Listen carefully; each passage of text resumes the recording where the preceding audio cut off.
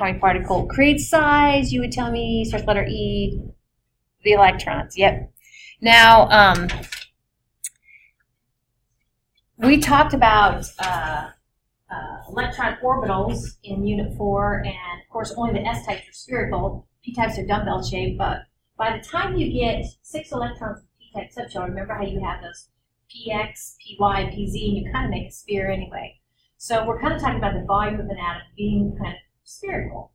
And so you can get to the size of an atom if you take the distance between the nucleus and the out to the edge of the electron cloud. Okay, that's the radius. And if you cube it and take it times 4/3 cloud, that gives you the volume. Okay. Now I told you that you aren't going to have to use calculators. Let's see, my builds didn't come on here because my computer decided to reset before I say it. But atomic size. This one right here, this is showing you how the size of an atom increases. Again, just like we looked at other periodic table trends, we're just taking the A group elements. So just that's the S block and the P block, take the D and the F out, set them aside, make a nice little main group elements out of it. The size increases as you go down the group. That's cool. Now this is a little bit counterintuitive, and I'll try to kind of talk you through and convince you why this is. If you're in the same period, the size increases from right back to left again. So within the same period, the atomic size increases with decreasing number of protons. That's the size of the atom increases with decreasing atomic number. Okay.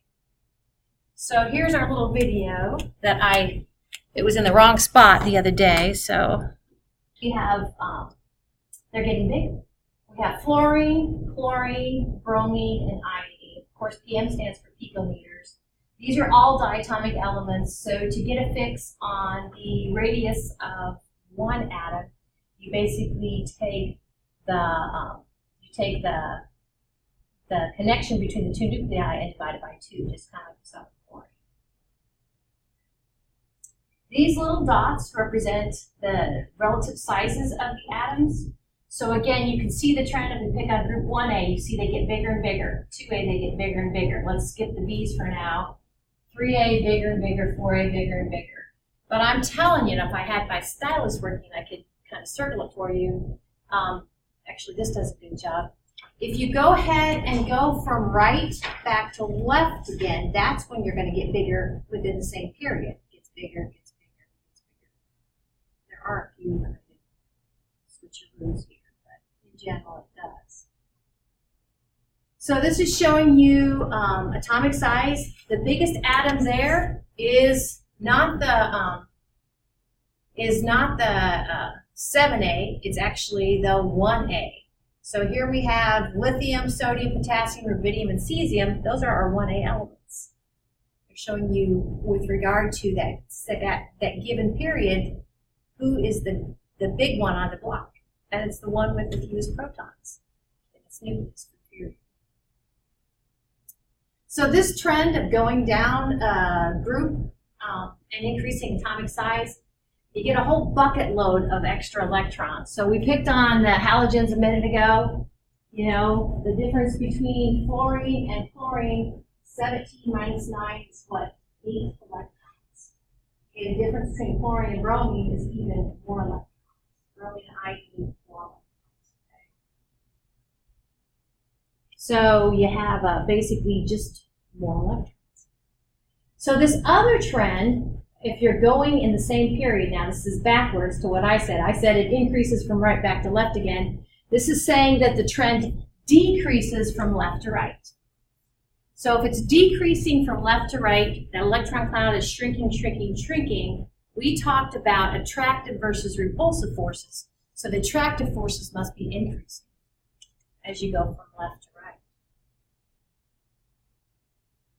So this is kind of, remember the other day we were talking about the size of the ions versus their parent atoms. And I said, remember these things because we're going to come back and revisit them. This is what I mean, coming back and revisiting them. So the other day, and I'm going to, see, make sure I have enough space here. I actually brought little notes to try to kind of explain this. And the two elements I'm going to be picking on are magnesium and phosphorus.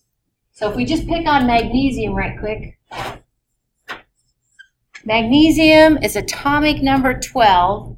So a magnesium atom must have 12 protons in its nucleus. And we've been talking about if it's neutral, have 12 electrons. And the way the electrons are configured actually kind of is a player on how magnesium gets its size relative to phosphorus. So the 12 electrons look like this. There are 2 electrons in the 1s. There are 2 electrons in the 2s. There are 6 electrons in the 2p.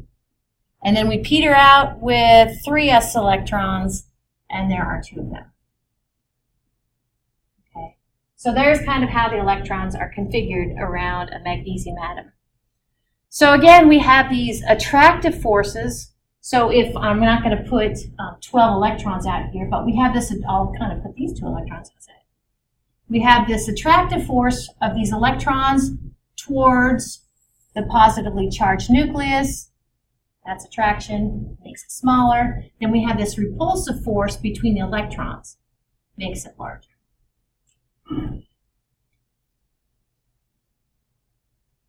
So something must be happening, and I'm going to pick on phosphorus to make, let's find phosphorus. See, magnesium, phosphorus. So what I just told you, which one would be bigger?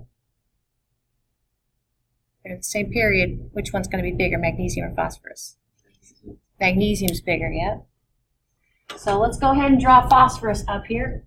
Phosphorus is atomic number 15, so it has 15 protons. And we can go ahead and just kind of piggyback on this electron configuration. 15 electrons look like this. 1s2, 2s2, 2p6, 3s2, and then it goes ahead with 3 electrons in the 3p, so 3p3. So why is for some reason, and I'll go ahead and make, instead of one arrow, sometimes in physics we go ahead and make the arrow longer. I'm going to go ahead and just do this. I'm going to do a double arrow. We must, for some reason, have exaggerated attractive forces for, and actually I'm going to go ahead and draw on these valence electrons, these 5 valence electrons, to make it smaller. I didn't draw it to scale. If I did, I would have gone kind of made that smaller.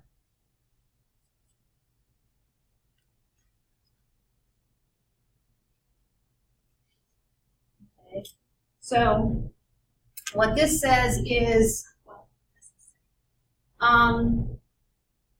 in the difference between magnesium and phosphorus is 3 protons. So as we go from left to right across the periodic table in the same group, we're increasing the number of protons.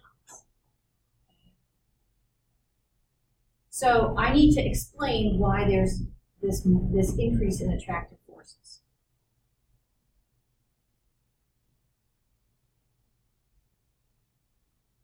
I'm going to do that at the end of this part. But you just need to know on all the dust filer cells, and for your homework and for the test, you need to know that size increases as you go down and size increases as you go from right back to left across the period. So on your test or in your homework, you might be asked to go ahead and put these in order of size. And hopefully we can do it without much to do, just by looking at their location on the periodic table. So what I would suggest, if you have this on the test or in your homework, is I would grab a periodic table and I would locate them. So here's what they look like. There are the 5.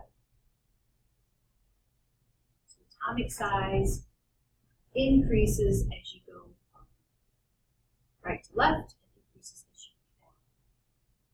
Cesium's going to be our biggest one. Which one's going to be our smallest one? F's going to be our smallest, exactly. Which one's going to be smaller between phosphorus and sulfur? Smallest, yeah, very good. Smallest, sulfur, yep. Now this one, the calcium, just know that, now we're not talking about isoelectronic species where, we're picking up electrons or giving up electrons. Calcium is going to be bigger because it's in a new period. So it looks something like this. Like you said, fluorine will be our smallest, Cesium will be our largest. You guys told me sulfur would be smaller than phosphorus, you're right. And then calcium will be a little bit larger than phosphorus. And then last but not least, cesium. I just got done the other day doing homework for, I guess, for the homework that you guys turned in today. And it's harder than you think. The M, of course, stands for picoliters. So when I drew these arrows, I said it's just for group A elements. So this is kind of what it looks like for the group B elements. So these would be the D block elements. You kind of see that they decrease in size to a point and then they start to increase in size. Again, we have exceptions in D block elements. So I'm going to turn our attention back to magnesium and phosphorus and try to explain why magnesium is larger, even though it has fewer numbers of protons. It's a little math problem, and I don't have it on my slides, but effective nuclear charge can be calculated, and its variable is called Z star. Effective nuclear charge is the number of protons in the nucleus. So Z star equals number of protons in the nucleus minus the non-valence electrons. Okay. Effective nuclear charge is kind of like the name implies, effectively what the valence electrons are seeing as they pull in. And the reason for calculating effective nuclear charge like this is that the inner electrons provide a shield for the outer electrons. Okay. So it looks like this. In the case of magnesium, the effective nuclear charge is number of protons, which is 12, minus these non-valence electrons provide a shielding to the valence electrons. So actually, as it turns out, our shielding electrons in both cases are what? Going to be the same.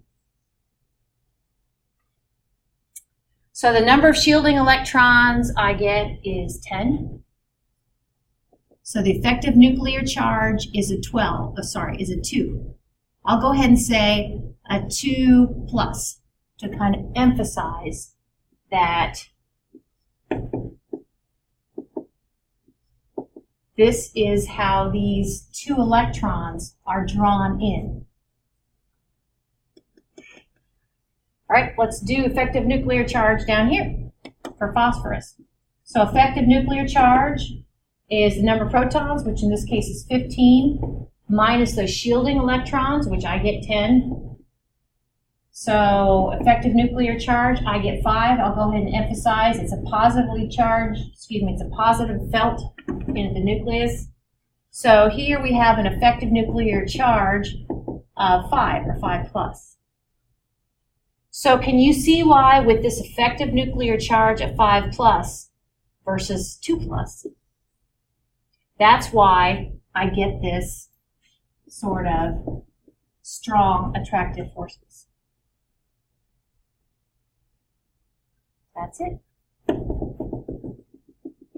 That's the story of effective nuclear charge. That's why as you go, they get bigger as you go from right back. I think that's cool. All right, so these will be due on the Monday after Thanksgiving. So let's take a look at part 6 right quick. I need to fix them. So what I want to do is just, and like I mentioned, it's kind of a go around the room sort of thing, which you guys are great at. And we'll kind of pick up, I know, see, if you're looking at your stuff, we did a lot of that in lecture, and I mean in lab, so I'm not going to reinvent the wheel. wheel. So for me, it's my slide 25. So can you find something that kind of looks like this? Now this won't work if, okay. So yours looks like this.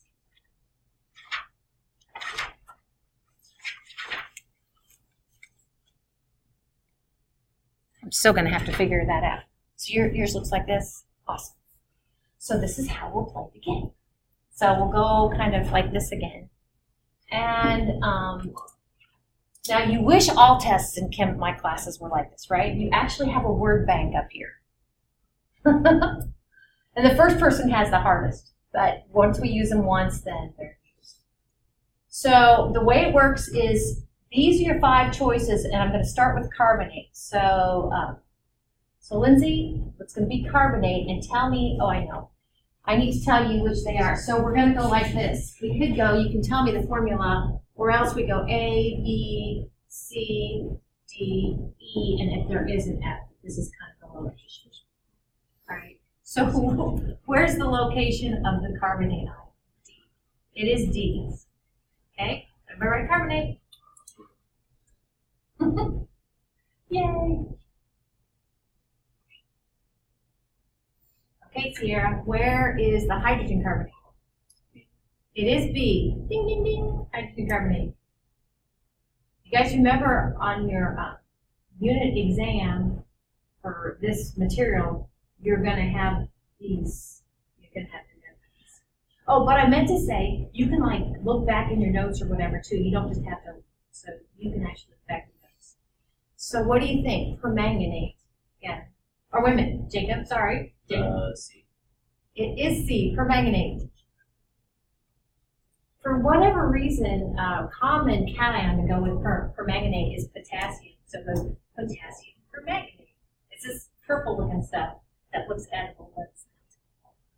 Okay, Gavin, how about chromate? It is E. Yep. Chromate is E. Yep. Okay, Tristan, what do you think? Which one's dichromate? Well, I think I'm going to have to go with A. He's going to have to go with A. He is right. Oh, you know what, Tristan? We're going to go backwards this time. We're going to start with you. Okay. Very good. With 10 extra credit points. Good for assignments. Okay, Tristan, what about the sulfide ion? Is it A, B, C, D, or E? It is A. Ding, ding, ding, ding. Okay, Gavin, how about sulfite? It is D. Very good. Jacob, how about sulfate? That would be E. It is E. Very good. Sierra, hydrogen sulfite? It is E. Very good. And then Lindsay, hydrogen sulfate. C. She's going to have to go with C. Perfect. So do you see where the whole crisscross requires that you not only know the atoms that are going to make up that polyatomic ion, anion or cation, but you also need to know the charge so you can crisscross correctly. Crisscross correctly. Okay, so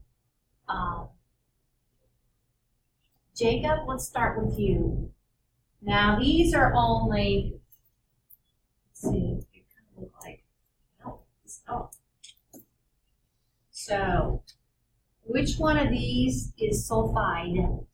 C. It is C. Very good. Then let's go over to you, Gavin. Which one is phosphate? A. It is A. Very good. Phosphate. Tristan, hydrogen phosphate?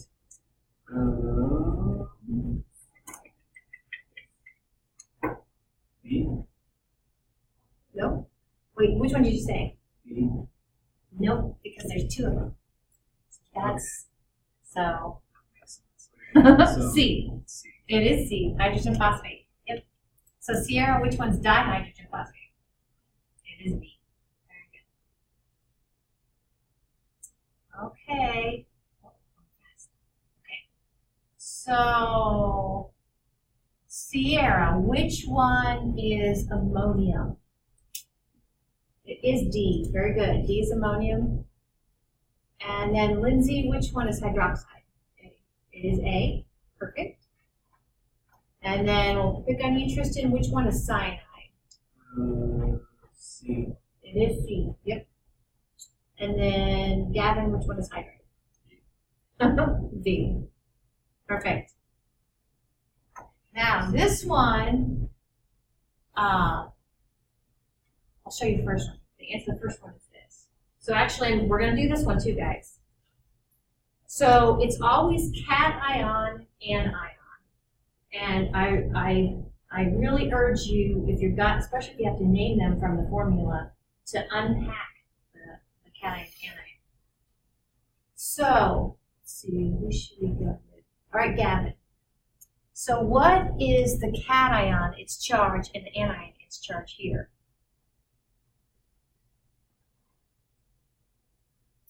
Left to right.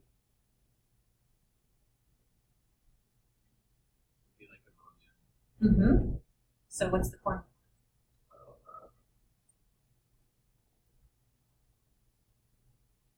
It would be +3 charge. So Would this be before or after the crossing? This would be before the crossing. Okay, so just be ammonium before. So like I just was hoping you could put like you're right, NH4, and then it's NH4 plus 1, Oh, and then what's NO3? What's the charge for -1. Yep. Yep, NH4 plus 1, NO3 minus 1. Yep. Sometimes, especially for this unit exam, there could be hints kind of embedded in the previous questions. So, all right, so now you kind of got the idea. All right, let's go to Jacob. What do you think about this one? You can use periodic table if you want. AL plus 1. I like the Al plus and the N minus, but if you find aluminum on the periodic table, what did you put above this column right here? What charge do these metals for? That's the negative. +1. These metals, metals always form a plus. And this, you put a +1, you put a +2, and probably put a +3 for metals. So aluminum +3, and then nitrogen picks up 3 electrons. So actually these guys are -3. So that's why it's a +3 minus. And I can see where you might say a +1 minus 1, but that doesn't match up with the period where they are there. Okay. So very good. See, now 10 points. Come on. This is all worth it. Okay, Sierra, what about this one? Now you know bromine. If you find it on the periodic table, you know what it is. But then what is Fe? Reverse crisscross. It is a +3. And what's bromine? See how she got that? Bromine, we know these halogens are -1. So, and then I call it kind of reverse crisscross, where if this is neutral, 3 times -1 is equaling out 1 plus 3. So that makes the charge. Okay. On to Lindsay. So what about this one? Almost. I like the SO3 2 minus. Oh, I know. SO3 2 minus. If you reverse crisscross, you kind of have to think of this as quantity with a 1 outside there. Yeah. So if you do that and reverse crisscross, what's the charge on your HG?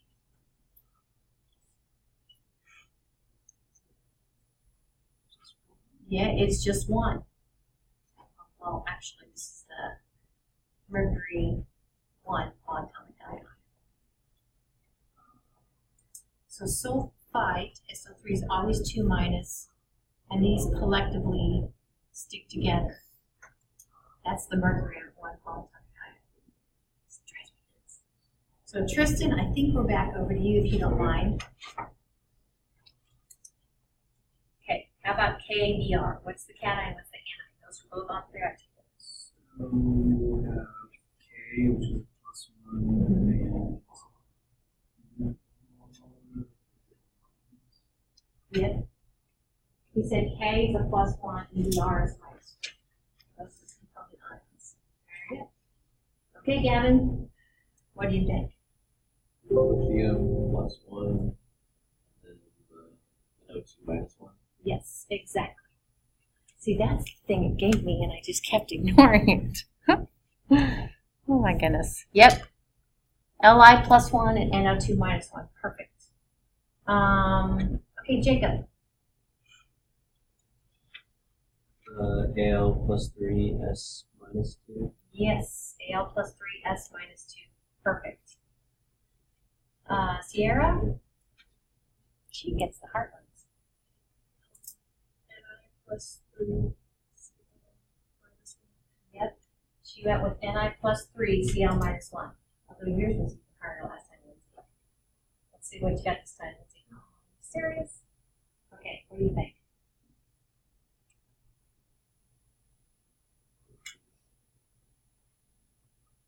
This is one where you kind of go backtrack because you know SO4 is you know the chart for SO4, right? It is -2. Yep, SO4 is a -2. So if it's neutralized by what must the charge of that Hg? Yes, you got it. So kind of going backwards, SO4 2 minus, and only one of them makes a neutral formula. So your Hg must be a +2.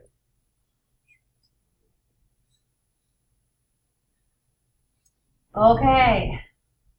So in green was what you guys told me a minute ago. So now we kind of change it up a little bit. So over to you, Tristan. So what would the name of this first compound be? sodium chloride. It is sodium chloride. Very good. What about the next one, Gavin? Ammonium. Like nitrate. Almost. Nitrates. Ammonium nitrates. Yep. I know. The whole nitrite is NO2 -1. Okay, what about the next one, Jacob? We'll feel this one.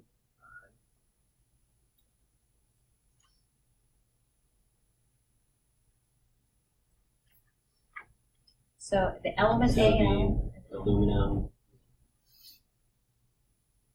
it's just one atom. Aluminum's right. So Right, something. a nit. I don't know what that would be. If it's just one atom, it ends in IDE. So what do you think? Aluminum nitride. It is aluminum nitride. Yes, I tried and I tried and I tried. Yep, aluminum nitride. Very good.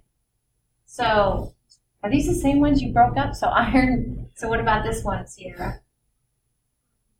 iron, 3, bromine, and bromide.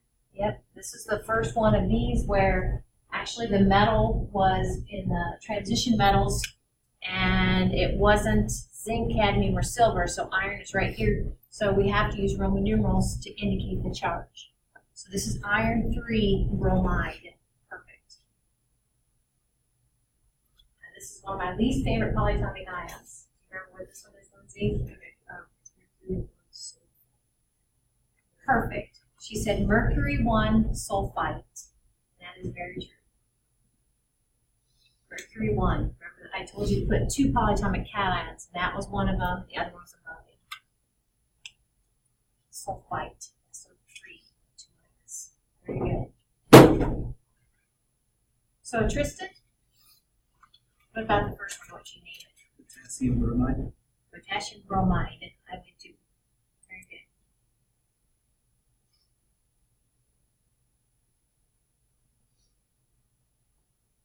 Gavin? Lithium nitrate. Yep. I would do that too. Lithium nitrite. Jacob?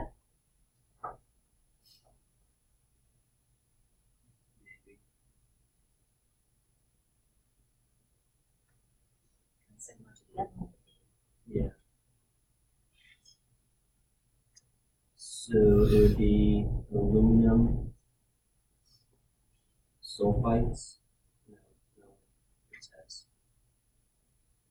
No, it's- I'm liking the sulfur part of it, but since Yeah, it's just one no. atom, Oh, it's sulfide. yes. Yes, sir. Yep. Aluminum sulfide. Yes.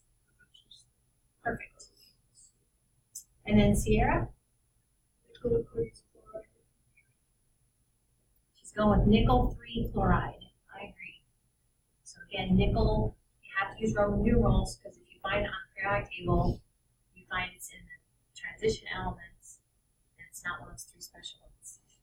And then last but not least, Lindsay, she called it mercury 1 sulfate. Oops. Mercury 2 sulfate. Sorry. Yep, but you see why. The Roman numerals are the charge, so it's mercury 2 sulfate. Perfect. Very good. What's the name of each? Oh, now we're not writing component. Oh, I gave you the component ions. Okay, Tristan, what do you think? Ammonium fluoride. I'm liking ammonium fluoride.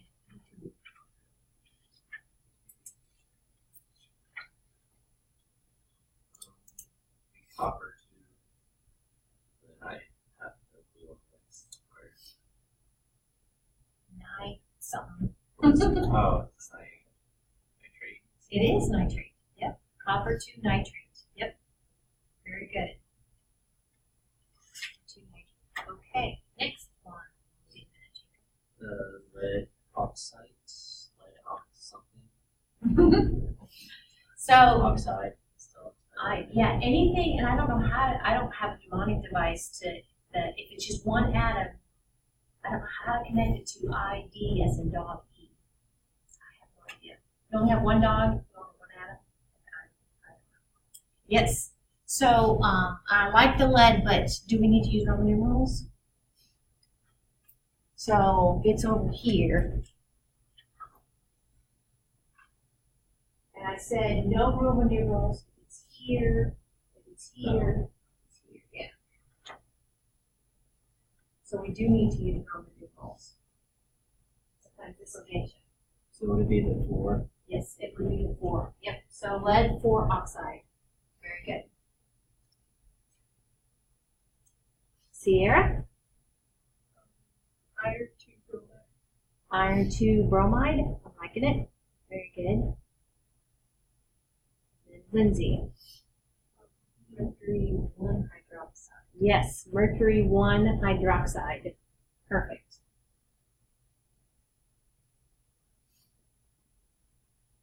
These just go on forever and ever.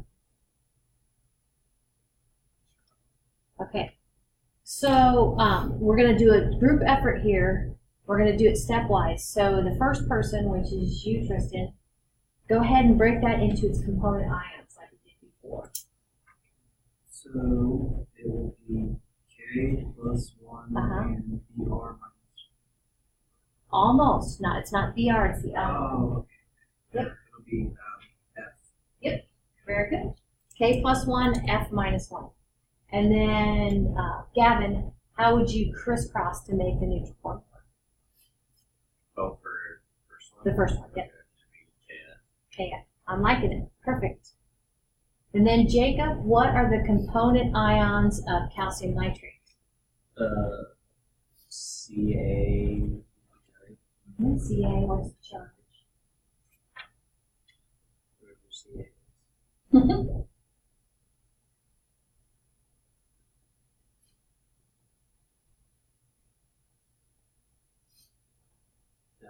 Okay, so that'd be plus 2. I'm liking it, yep. Do you remember what nitrate is? Of course not. Nitrate is the, you won't find it there, it's the polyatomic ion. So, It's a yep, NO3 minus 1. Yep. Ca plus 2, NO3 minus 1. So, Sierra, what does the neutral formula of the compound look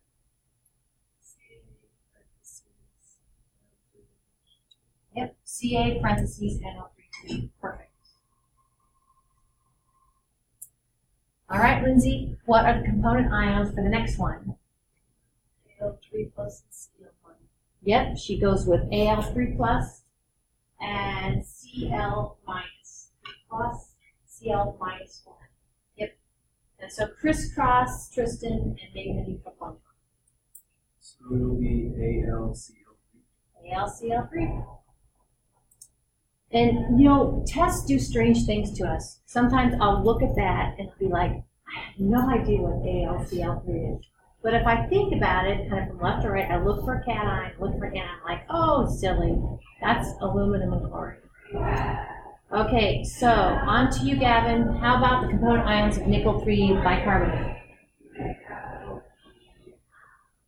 Nickel plus 3, and then HCO3 minus 1. Yep, he said nickel plus 3 and HCO3 minus 1. I agree. Okay, Jacob, how would you make a neutral formula out of that?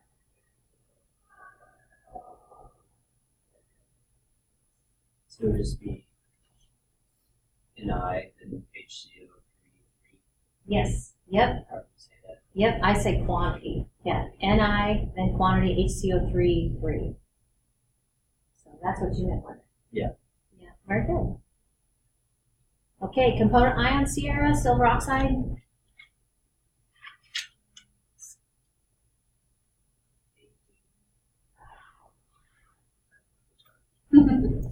So Ag is one of the special ones.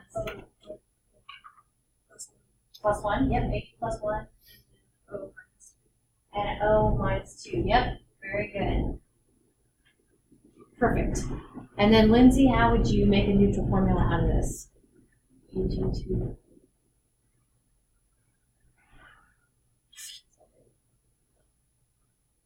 You said Ag2, yep, Ag2O, yep. How many more? One, ever. One more, we can do it. Okay. Gavin. Component ions, potassium carbonate. K plus 1, and then CO3 minus 2. Yep, and I see. I'll come back to you. I agree with this. So K plus 1 from the periodic table and CO3 2 minus you have to memorize. Perfect. Okay, Tristan, how do I crisscross to make this a neutral formula? It'll be K2CO3. Yep, K2CO3. Perfect. Okay, Jacob, component ions of copper 2 sulfites, or copper 1, excuse me, sulfites. Trying to whistle pipe. Is it like a, so it'd be Fe3, like 3 plus. So, the other Oh, wait, I one, skipped yeah. one. I Yeah. skipped one. I was Copper thinking one so hard on that one. Okay. Cu plus 1. Right? And sulfite is S2 minus. Yes.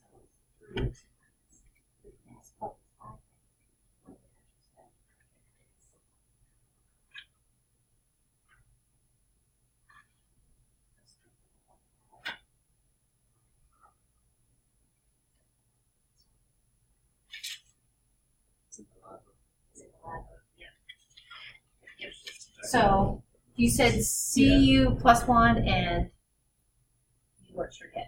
Yeah. So if you, so you said SO.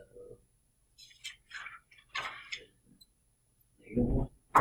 So 3 negative 1. Yep. Sierra, crisscross. Cu2SO3, perfect. Lindsay, component ions. F3 plus and S2. Yes, Fe3 plus and S2 minus, perfect. The 3 plus came from the Roman numerals, and the 2 minus for the sulfur came from the periodic table.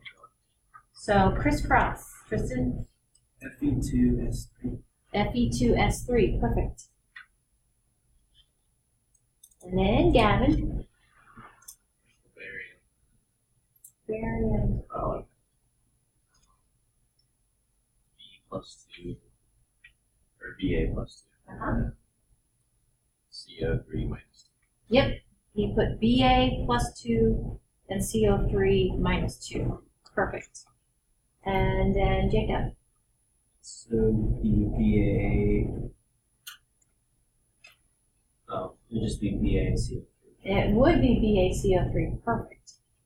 Lindsay. Or wait a minute, Sarah. You know. Mg+2 OH minus. Yep, Mg+2 from the periodic table and OH -1. Memorize it. So crisscross applesauce. Oh, is it OH in parentheses? 2. One set of parentheses. Yep. And then it's 2. Yep. So Mg quantity OH2. Yep. Mg quantity OH2. Very good. So I'm going to go ahead and do it while I'm thinking of it. 10 extra credit points for assignments, but then you have 2 parts assignments that are due on the Monday after Thanksgiving, part 3, part 6. Yay. I double checked with Dr. Stein / my husband, and what he does for the nomenclature lab and actually for the Lewis structure lab after Thanksgiving is he says if you're even there and don't blow up places, then you get 10 lab points. So go ahead and add that. I know, I'm like, that is so fun. But he doesn't give the extra credit. Remember, you can do the worksheet and get some good work out at it. Any questions about that? That's true. Okay, thank you. Have a good Thanksgiving.